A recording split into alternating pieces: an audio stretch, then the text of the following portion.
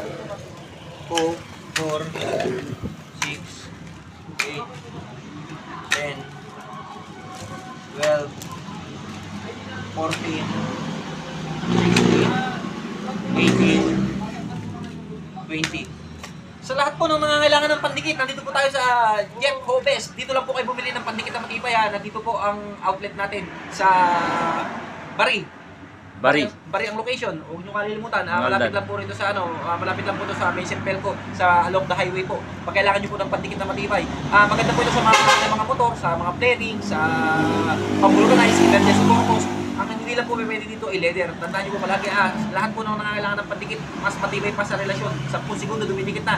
Ang relasyon, 10 taon na, bumibitaw pa. Dito lang po kayo bumili ng pandikit. At ang kagandahan po dito, pag pumunta kayo bumili kayo ng pandikit dito, meron po kayo makikita na mga accessories ng mga motor nyo, sa mga change oil nyo, meron din po dito, kay Jeff Hobes. Pakita mo yung shampoo.